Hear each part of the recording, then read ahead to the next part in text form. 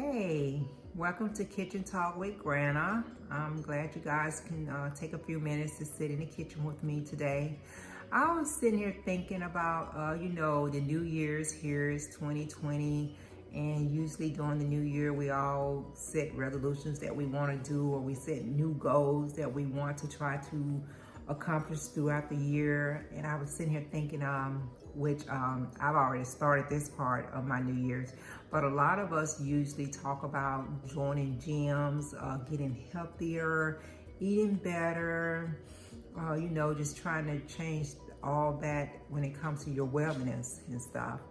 And I know a lot of us, set out with the best intention that we have to make that our goal and to stick to it. And then after about a month, we kind of see ourselves kind of easing back or not going to the gym on a regular basis like we started out doing, and not being as consistent with eating right. And we were like, where we cut out sugar, we slowly start putting it back into our diet, and all that. But I just think that, it's a lot of mind over matter.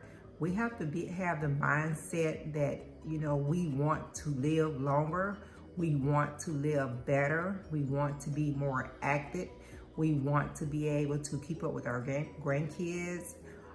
We want to be able to walk when we go to the store, whether it's Walmart, the mall, or wherever we go. We want to be able to walk that time to be able to just get around, and without being out of breath and not being able to complete a full day out of fun with your family.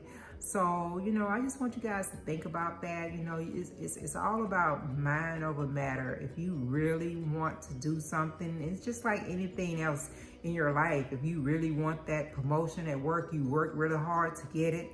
If you really want to go on that vacation, you pitch pennies and you put that money back so that you can take that vacation that you want. So anything that we really want, we can, we put our mind to it, we can do it. So it should be the same thing when it comes to your health and your fitness and your wellness. It should be the same thing. It should be a goal. If we set that goal, then we should stick to it. Just as we do with everything else that we do. And I'm guilty of that. I have set goals in the past.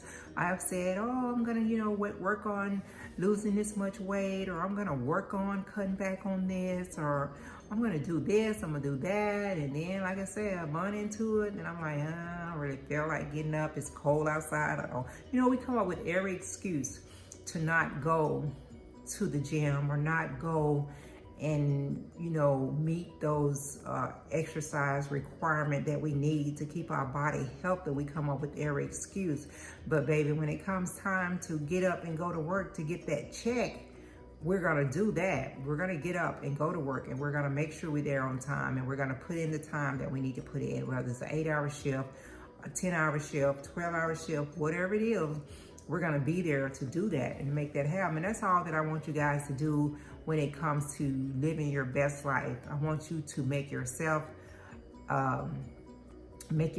your number one priority, because if you're not putting yourself first, then you're not gonna be in a best place to be there for anyone else in your life. You got to be 100% yourself in order to give 100% to everyone else that you love and want to spend time with or do for or be there for. You giving them 90% and you're only giving yourself 10%. It's not going to work. It's not going to work. You're going to end up, giving out. It's just not going to work. So you need to just rethink all that when it comes to being there. Rethink it and make yourself first. And once you become first, then everything else will fall in place, But like I said, going into the new year, we all talk about different things that we want to accomplish and what we want to do. And the other thing that I know a lot of us is looking forward to in January and going into February and even going into March is income tax time. We work the whole year, so when it comes time to file our taxes, we sit back and we won that money, and we've already, a lot of us already spent that money before we even got it. You know, we've already made plans. We've already like, oh, you know, when I get my income tax, I'm going to do this. I'm going to do that. You know, I'm going to buy this. I'm going to pay this off. I'm going to do that. And our intention is good on what we're saying before we get the money, because before you get that money in your hand, you have all these great ideas. Oh, I'm going to save some money. I'm going to put some money. I'm going to start a savings account. I'm going to do this. You know, all that's good until that money actually hit your hand. All that money actually hit into your bank account. Once you actually see that money in your bank account, everything that you was intending on doing just kind of go out the window, you know. So when you're getting ready to file your taxes this year, and anything, if you're coming into a bonus on your job this year, you know, coming into the bonus, it's the end of the year for a lot of companies. A lot of companies don't end their fiscal year to like the end of January.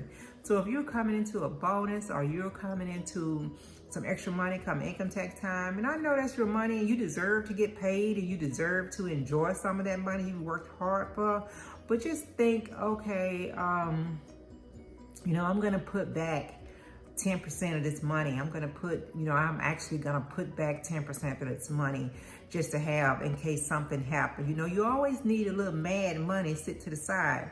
That's something that my sister told me when I was much younger, that always keep you a little mad money, because you don't know if you're gonna get in a situation. And she called it mad money. I don't know really why she called it mad money, but you should always have you a little bit of mad money put to the side. So, you know, when you're getting ready to do your income tax, or you got a promotion coming up, or you got a bonus coming up from the end of your year for your job, you know, just put back a little bit of that money. And anything, you know, when something pop off or something come up, then you're not caught off guard. You're not in a situation where you can't get yourself out of it.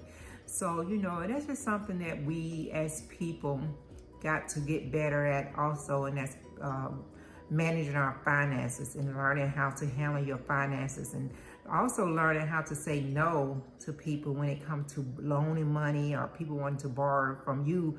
You're gonna have to learn how to say no, because that's just not a good thing. Most of the time when people borrowing money from you, you might well just crack it up as a loss, because they're not gonna give it back. You know, there are some people that honestly do try to give it back, but you know, just start the new year off with learning to tell people no, especially when it comes to finance, because then that's gonna keep a whole lot of problems from coming your way if you just simply say no.